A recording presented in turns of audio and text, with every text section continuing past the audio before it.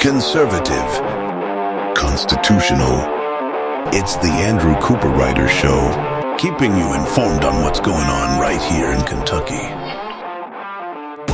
And welcome, everybody, to another amazing day here on the Andrew Cooperrider Show. I thank you all so much for joining me. Hopefully, you're just as excited to be starting off the week as I am. I hope so. If you're not, well, I'm sorry that you feel that way.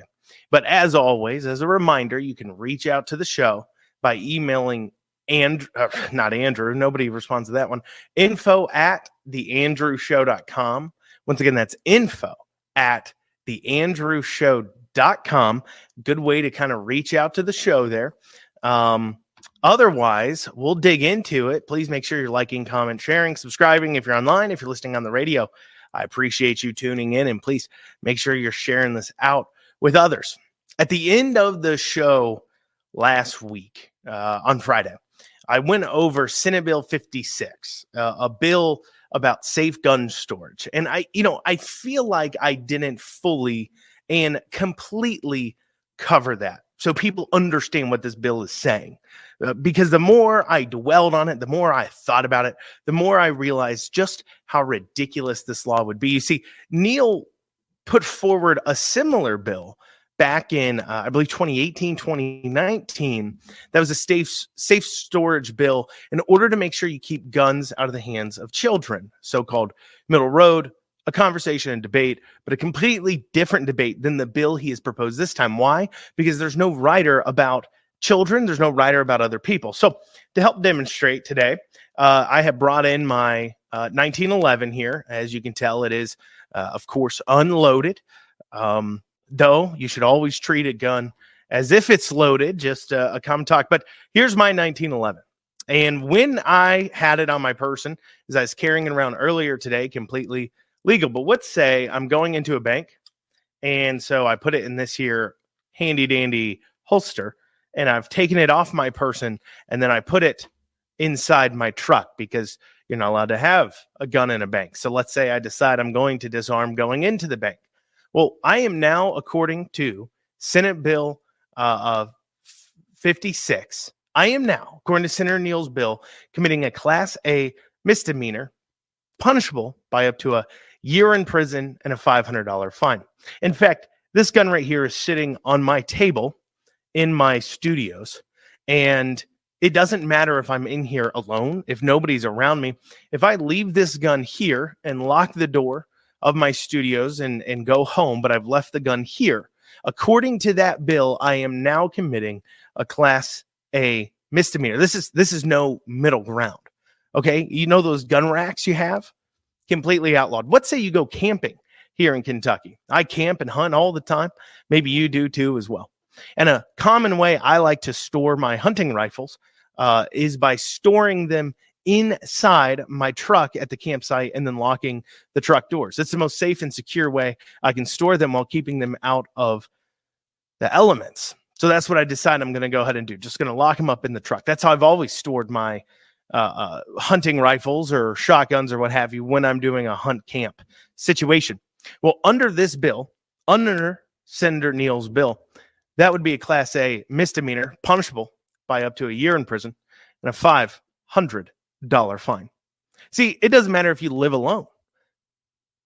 You would now be punishable by up to a year in prison and a $500 fine if you're not storing your guns by locking them away in a safe. You live alone, nobody else is around you, no children in the household, but according to this bill, you would still be charged with a crime.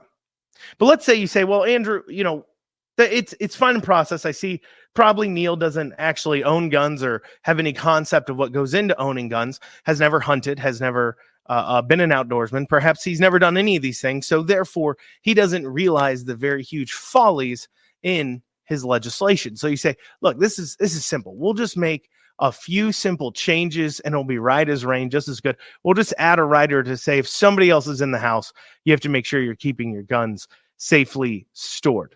Now, how would that be enforced, right? How would they check on that? So let's say an officer comes into my home. Well, the minute an officer comes into my home to check up or whatever they're doing, Well, now I would be committing that Class A misdemeanor because there's somebody else in my home that could get access to my firearms. You see where I'm going with this, right? There is no way to make this bill work, and where it doesn't extremely violate the Second Amendment right that our Kentuckians hold so near and dear to their hearts. There's no way to do this without causing a massive amount of issues with hunters, with fishers, so on and so forth. Because remember, from this bill, and I went over it in depth Friday, it says it has to be secured in a locked container. It doesn't specify that container is your home, could be your office, could be your truck. No, it says it has to be a safe. Quite ridiculous. But this is the road that the so-called middle of the road. Come on, we can all agree on this gun sense, right? Remember, I had that Moms Demand Action gun person come up to me when I was fighting Carr and says, look, we're not about anything else. We're about gun sense, common sense reforms. And I told her, you know what? You're not about gun sense. You're about nonsense reforms, which is exactly what they are about.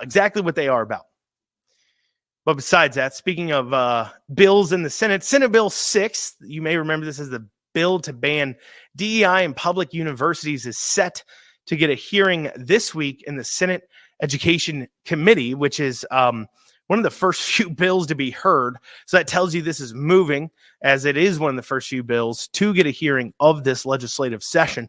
It's odd, though, as I stated earlier, that our public universities, that's who this bill's going after, is getting targeted with banning DEI in it before we're targeting our K through 12 education, where people are a lot more likely, one, to be indoctrinated, and two, it's a lot less optional and to go to those schools. You know, nobody has to go to college.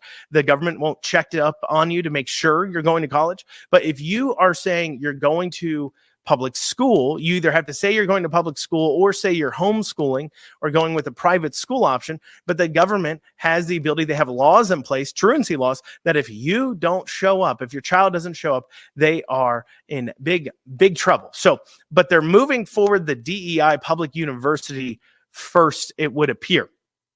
And I'll tell you this much, Andy Beshear certainly had some words on this. And by had some words, it's kind of an interesting situation, as he was asked a question by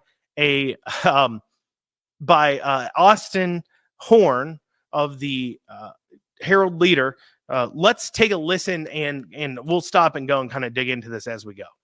Thank you, Governor. What do you make of some legislators' push on anti-DEI legislation in the context of MLK Day? I believe that diversity is. So here's the first thing, right? So you hear what Austin asked. He said, "What do you think on this DEI bill, especially in regards to MLK Day?" Now, obviously, anybody who understands Martin Luther King's dream to have everybody judged based upon their content of their character and not their skin color would run away screaming from DEI concepts, which literally tell you to judge someone based upon their skin color, not their content of character. It teaches you, and what it says to do is go ahead and make sure you shove everybody you can into as many categories as you can, not just to create strife between them, but so straightforwardly you can make sure you treat them differently, completely and utterly on purpose. So obviously Martin Luther King would have a problem, but I need you to pay attention to the fact that he was asked this question, because something happens later on that tells me that Andy Beshear is screening the questions he's getting asked at these daily Team Kentucky updates. He is having them tell them what they're going to ask about beforehand, and I've got evidence of this from this year press conference. But you're going to have to wait to get that, because we'll be covering that after this upcoming break. Of course, you're listening to the Andrew Cooperrider Show. Questions, comments, concerns, feel free to reach out to the show by emailing info@theandrewshow.com. Once again, that's info@theandrewshow.com. Coming back up, we're going to see just how badly Andy Beshear is screening his press conferences. We'll see you soon.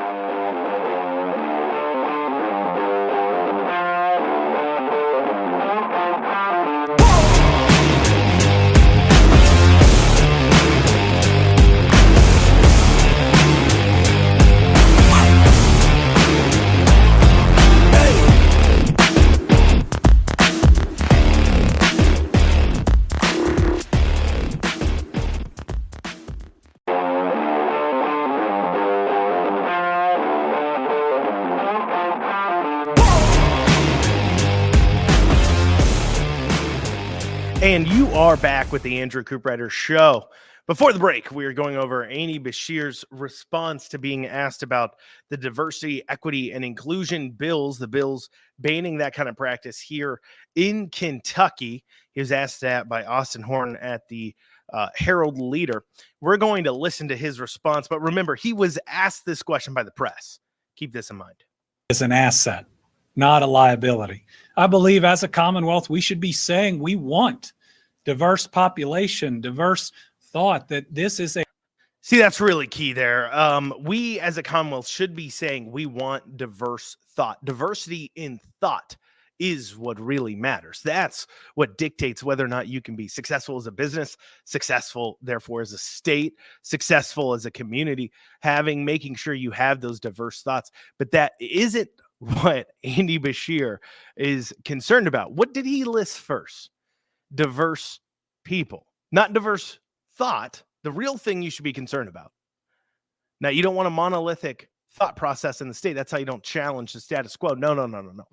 What he brought up was he was concerned about making sure that they had diverse people at the beginning. Once again, looking at people based upon their skin color. He was asked, once again, this question. How does this relate to MLK Day? Now, he should have responded. Well, I don't quite know what MLK Day necessarily has to do with it, but MLK thought, we should be judged based on the content of our character, not our skin color. And that's what DEI is trying to do, which it isn't. He would be gaslighting and lying. Even he, I guess, can't lie that much.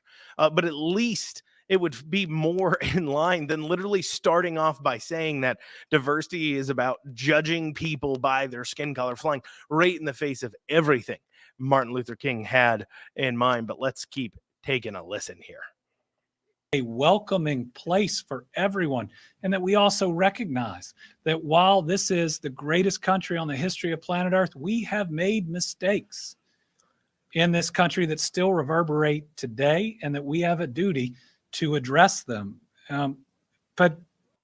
So there he goes once again, saying that we as a state, as a country, have made mistakes and addressing them, as if DEI is saying, look, you can't talk about slavery, you can't talk about those things. No, DEI is just saying stop taking a swing at DEI is about saying stop judging people on their skin color. Just stop it. The very thing MLK wanted. Just stop it. Just don't do it. But of course, he's wrapping in that classic liberal talking point. He's doing it a little bit smoother than most Democrats. That's one thing about Andy Beshear. I'll give it to him. He is a smooth talker. He can make those velvet lies sound oh so smooth to your ears if you're not paying attention to what he's really doing here. But let's continue to take a listen. I also don't think that when people put together those bills that they looked at what DEI, diversity and inclusion really is and what it could mean to put some of these laws into place. Let's first Andy Beshear is either really, really stupid or he's relying on you to be really, really, really dumb. Okay. So when he talks about when they're putting these DEI things in bills, they don't know what it means. It's not as if the bill just says DEI isn't allowed. Nobody can use the term DEI, right? It's not what the bill says. What the bills say is they defined exactly what DEI is and divisive concepts are. So even if you cook up some other definition for what diversity, equity, inclusion is, whatever you're cooking up, yeah, you may not call it DEI or what have you anymore. You may not call it that, but whatever you think it stands for, that can still happen. If it's not included in the definition in the bill, at the very beginning of the bill, they define all these terms. And so he's relying on you to be so dumb that you don't know that they've already defined what DEI is in the bills and preying upon you about it. That's what the mass media is doing out there on these bills too. They are, without a doubt, they're doing one of the biggest jobs they can of making sure they stir up a whole lot of nonsense and crazy talking points from far left agitators by purposely leaving off the fact that these terms like DEI, like divisive concepts, like those things are in fact defined within the bill. You don't need to cook up a definition. You don't got to worry about what the federal government says about it, which is what he's about to do. It's already been defined. Let's keep listening to what he has to say. You know, just about every major corporation in America has one of these policies. And we want to say, and every single corporation in America, pretty much, that has one of those policies is quickly looking at getting rid of them, as it is destroying their business. It is destroying their business. When they start hiring based on skin color, not based upon competence, things went downhill fast. And it's really coming to a head for him. But Beshear's still going to pretend like the entire business community isn't running away from these concepts with their hair on fire by continuing now to go ahead and push forward this idea that people are still somehow talking about these things and pushing these heavily in these businesses. Also, too, let's not pretend, okay? Let's not pretend for 1 second that these businesses wouldn't come into Kentucky because you're not pushing DEI. They only care about one thing coming to Kentucky: how many millions can they get Daddy Beshear dole out to them? That's all they care about. They're not sitting there looking and wondering, how do we get a really diverse workplace? You know why? Because they wouldn't be going to the places that he's putting them out to. All right. If they were really trying to say, let's get a DEI diverse work environment, according to their definition, where they're basically like, we don't need too many white straight people here. We want to make sure we have more minorities. And if we get a few LGBTQ people in place, that'd be great. That's what they're looking for. You're going out. He's about to talk about rural Kentucky. He's about to talk about other areas. You're not finding that there. All your workers in these areas, it's very conservative areas. They are white and straight.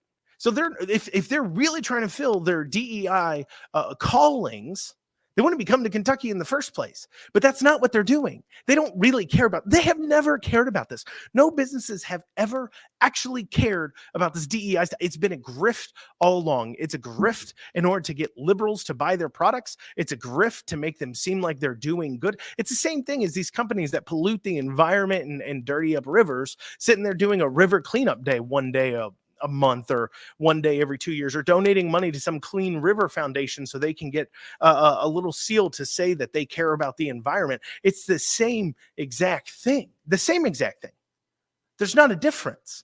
They're doing this in order to buy the goodwill of the crazy people that care about these things, and they're running cover for the evil that they're doing. Let's keep hearing, though, about how somehow businesses won't come to Kentucky because of Senate Bill 6. No, we don't agree with it or believe in it. When I'm trying to recruit the biggest companies in the country and from around the world, I want to be able to look at them and say, we will work to get you a diverse workforce, which is what you want.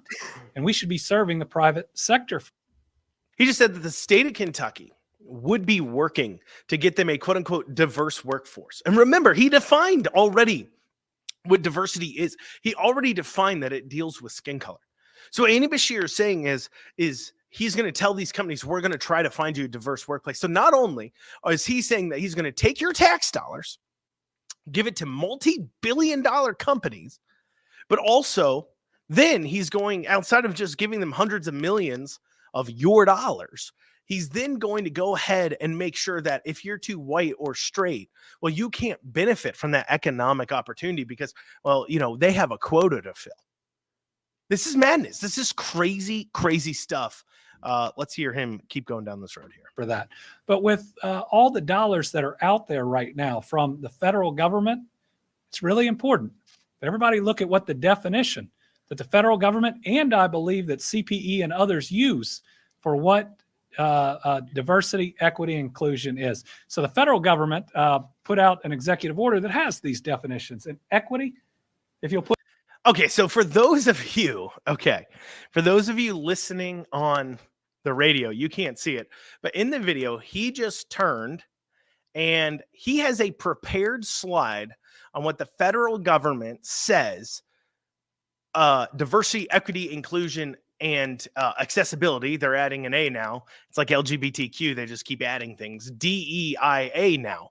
An executive order on what that means. Before we listen to anything about what that means, because that's not as important as the point I'm getting to. One, he's wrong, but two, remember, he was asked this question by a reporter, And he doesn't have just one. You're about to see a second. He has a second slide. He has prepared slides to answer this. He was in Q&A. He didn't cover this earlier on in his press conference. He is covering this during Q&A, where he's supposed to be getting spontaneous questions, or at least make you think he is, from reporters, but that's not what he's doing. He's not getting spontaneous questions from reporters. He is getting these questions beforehand, because how else would they have a prepared slides with an S to handle this? How did he know he was going to get asked about these DEI bills? How did he know to have a prepared slide for them? How did he know? I know how, because he's screening these questions from the reporters. He's screening these questions from the reporters. That alone should be enough for you to doubt anything that Andy Beshear has to say. The fact that he's the type of person who would be screening these questions from reporters, apparently not believing in a free press, where he's got to find out from them beforehand, hey, what are you going to ask about? Because I need to make sure I have a prepared slide.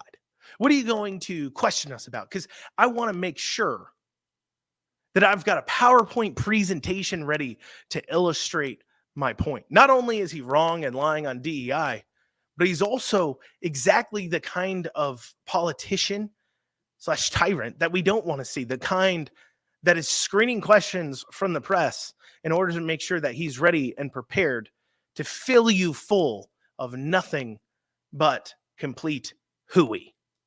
Well, coming up, we've got some Osborne made a statement on House Bill 206, school choice bill. We'll be going over his comments after this short break.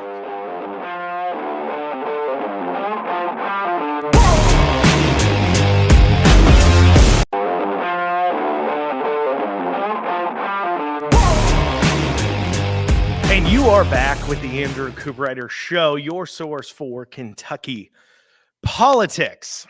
House Bill 208. I think before the break I said the wrong bill number. I think it said 206 or something. But House Bill, 208. Josh Calloway's proposed constitutional amendment in order to go ahead and take care of getting school choice done in Kentucky. Now, to go over once again, what the amendment actually proposes is it's not going to touch the SEEK formula. It's not going to touch the common school system. It is instead, what it's doing is offering up to say that the government can fund through other mechanisms some sort of educational choice system, but it can't affect the funding of the common school system. So this is a baby step in and of itself. If you want full voucher school choice, full-fledged, normal, like the money follows the kid completely, where you get a stipend. So if you're looking at, Lexington public schools, for example, spends right around about $17,000 a kid. So if you want full-fledged school choice, where you have the ability to take that $17,000 and spend it exactly wherever you want to go. You want to go to a charter school, go to a charter school. You want to go to a public school, go to a public school. You want to go to a private school, go to a private school. You want to go to a parochial school, want to go to a Christian school, a Catholic school, a Muslim school. You can decide to go ahead and go to those. Actually, the federal Supreme Court had ruled that if you have a educational voucher system in place, you can't stop them from using that to go to religious schools. So you'd absolutely be allowed to decide whatever you want to do with that voucher money for your child. That's the entire process.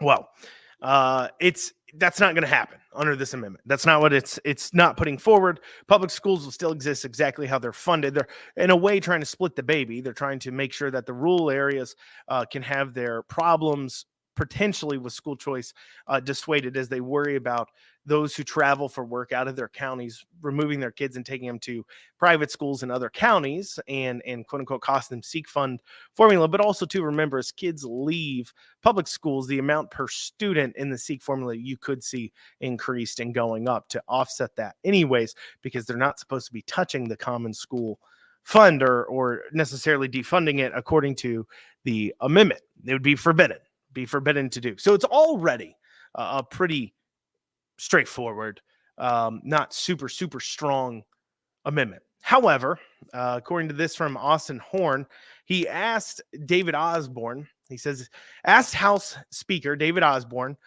Republican out of Prospect, if House Bill 208, Representative Josh Calloway's school choice constitutional amendment, will advance. Osborne responded, I guess with, he didn't say this, but Osborne, I anticipate that there will be another one filed. That is Osborne saying that he does not think House Bill 208 will be the one moved forward, despite the fact that House Bill 208 right now, as it sits, has like a bunch of sponsors. I mean, it's got, I think, 18, 19 sponsors. I mean, it's only needs what, 30 more yes votes, 31 more yes votes in order to pass. Like, it's already got a guaranteed like 20 yes votes on it just from who sponsored the bill. So clearly a lot of support. But why is this going on? Well, it's twofold. One, it's because leadership doesn't particularly like Josh Calloway. We'll get into that. But two, it has to do with the fact that they want to try to get done the weakest bill they can. This is just how they operate up there. You see, they believe, one, they'll be in power forever. But that's also, too, why when things like looking at abortion and believing, oh, we need to have more exemptions for that comes up to play, because they're so uncomfortable with the idea that they won't be in power in office. They think they're so worried about it that they won't do anything. It's this weird thing. Once they have the power, they refuse to take very strong and hard steps forward. They have to be basically forced to. And that goes into the second reason why this could be being put forward as we look at Josh Calloway, because leadership doesn't like him very much. You'll remember last year, Josh Calloway got kicked off of most of or all of his committee assignments over the course of the summer break, fall breaks, and then he was put back on committees going into session, but he was kicked off them for a while. Why? Because Josh Calloway dared to take a stand.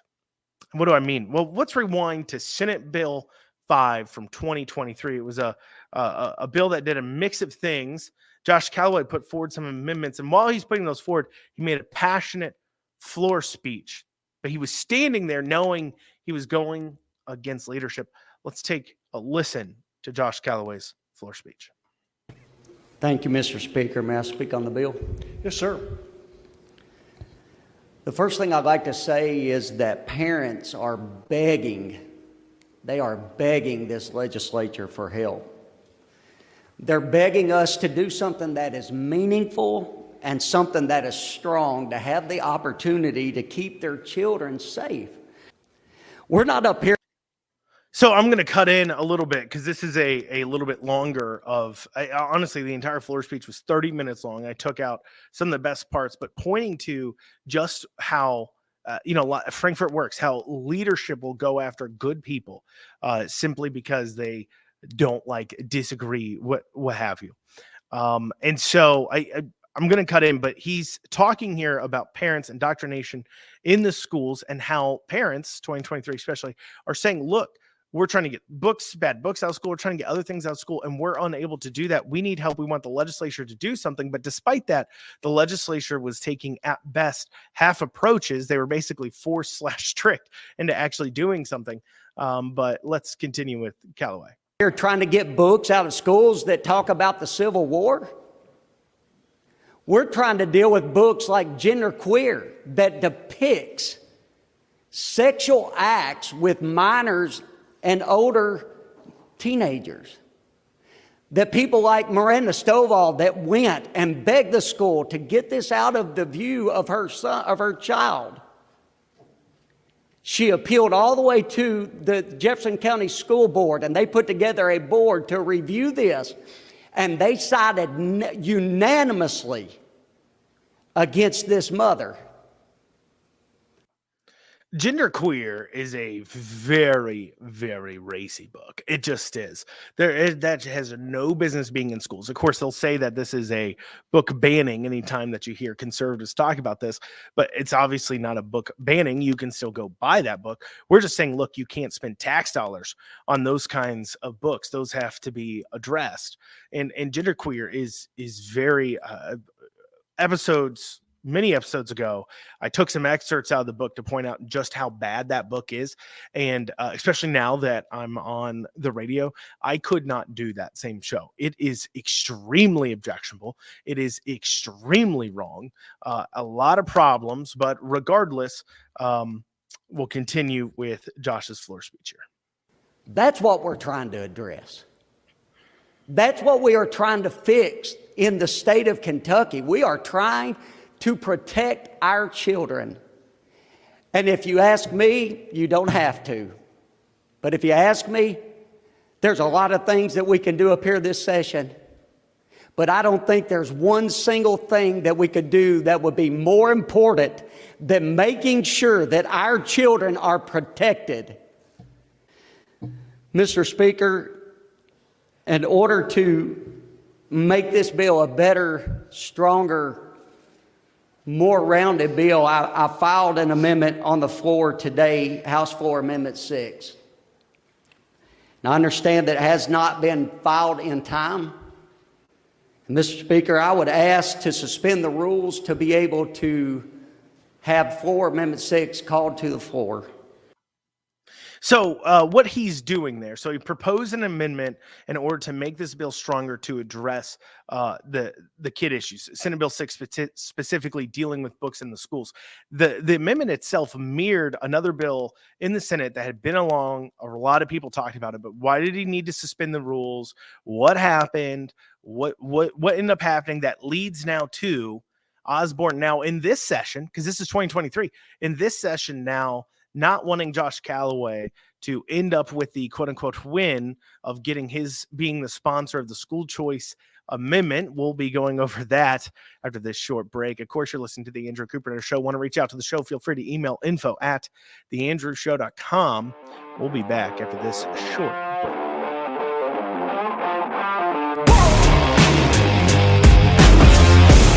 Conservative, constitutional. It's the Andrew Cooperrider Show, keeping you informed on what's going on right here in Kentucky.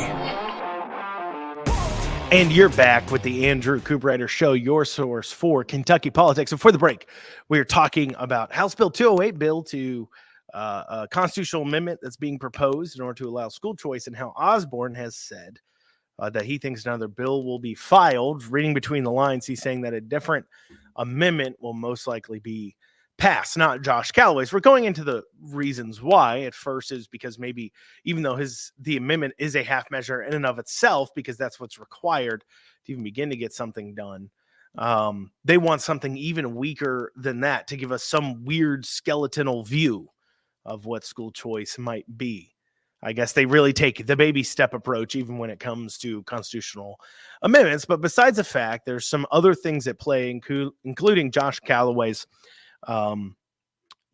Josh Calloway trying to, in 2023, get some good legislation passed to deal with some of this trans ideology, crazy stuff going on in our schools. And he ended up being successful in a different bill. But on this bill, he managed to make enemies out of leadership because what he did was he proposed some amendments that, by the way, mirrored bills that were already in circulation, that were already talked about. But there's a rule that says that an amendment has to be filed at least X amount of time ahead of time. So he filed this amendment on the floor there earlier that day because he had just found out that the bills, the stronger bills that the House and Senate were working on were getting killed, that they wouldn't be passing anything that really did anything. So this was his attempt to try to make something better. But his work here led to another bill. So what he did was effective, though it won't appear to be here. But so we left him. He was calling the speaker, talking about these amendments and calling for a question to suspend the rules. Let's continue listening to this call and then what he has to say here. And I'll let you know too, by the way, how that vote turned out.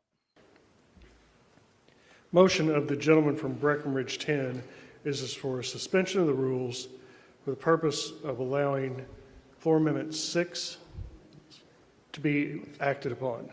Motion is non-debatable, requires a constitutional majority of 51. Those in favor of suspension of the rules, vote aye. Okay, that's key to understand too. So it requires a constitutional majority of 51. So 51 people have to vote yes. It's not just majority have to vote yes, but a 51 people have to say yes to doing it. Key to understand as we go into what exactly happened. I continue to speak on the bill. Yes, sir. I filed another amendment, House Floor Amendment 3.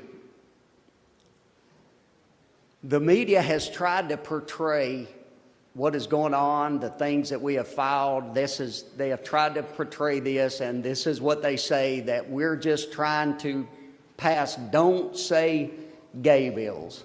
That's what they've tried to portray. But it's not that at all.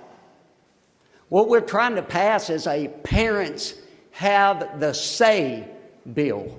That's what we're trying to do. Parents have the say as to what their children should be taught. Parents have the say as to what their children are exposed to. Parents have the say as to whether or not their children should be exposed to pornography. Parents have the say to make sure that their daughter is not exposed to a boy when they go into a girl's restroom or go into a girl's locker room. They should have the say about that. That's what we have been trying to do. There's a school district in Kentucky, Mr. Speaker, that has a policy that if there's an overnight school trip and a child identifies as a different gender than they actually are, the school will allow the child to sleep in the quarters with the gender in which they identify, and they can't even tell the parents. When people ask why this legislation was necessary, and it's crazy that there had to be so much fight to get this kind of pieces of legislation done. It's crazy that, and he's going to go on to talk about this. He's going to go on too to point out the risk he's taking. That is very evident by the fact that he ended up kicked off committees, and then also now, a good constitutional amendment he's putting forward being targeted potentially because of this as continued retaliation because of this. And the reason why I'm playing so much of this for you, I want you to hear what he said. And most of you out there, 99% of you that listen, 1% of you that are listening out of spite, but everybody else who listens to the show because you enjoy it, you like it, you agree with the viewpoints for the most part. You won't agree with me on everything, but you agree with the viewpoints for the most part. Every single one of you that fall into that category will be agreeing with what he is saying. But yet, you'll continue. He will be punished for this. And he'll draw that out, and he'll point that out here too.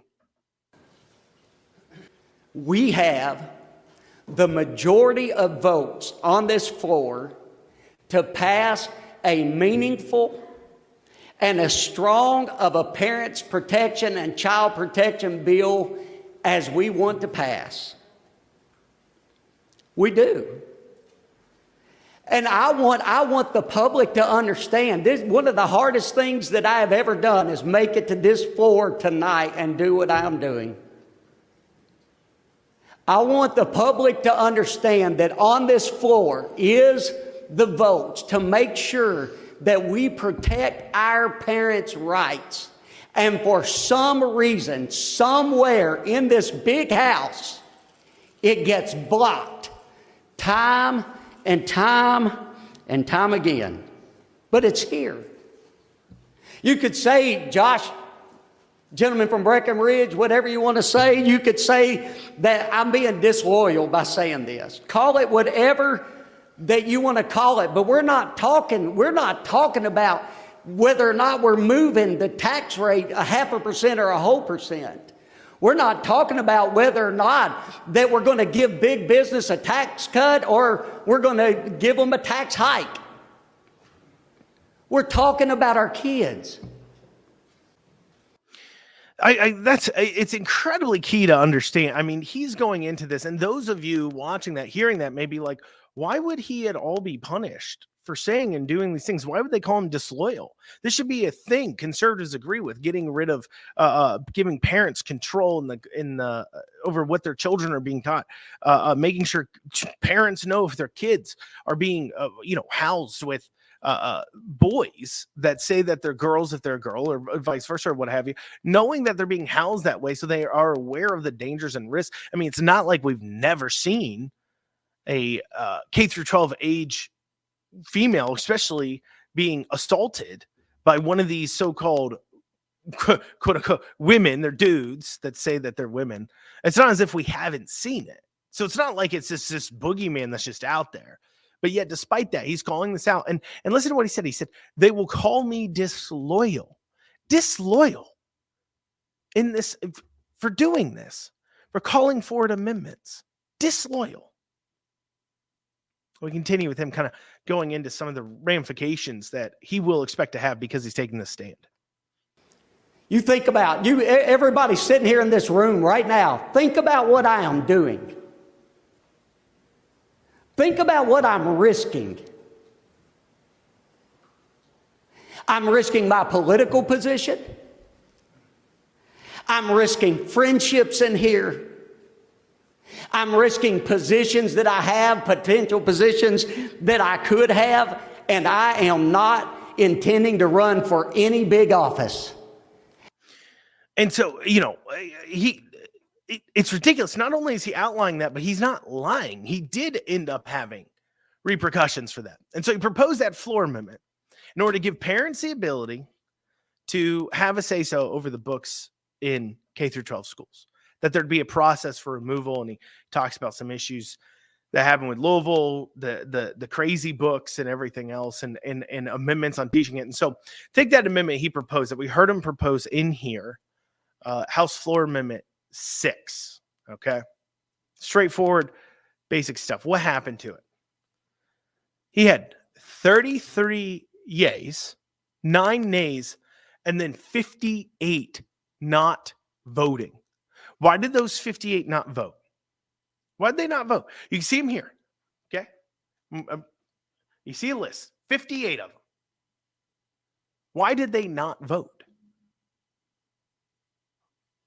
They didn't allow this amendment to come forward. Why? Because leadership didn't want it there. Because they didn't have it lined out yet with the special interests.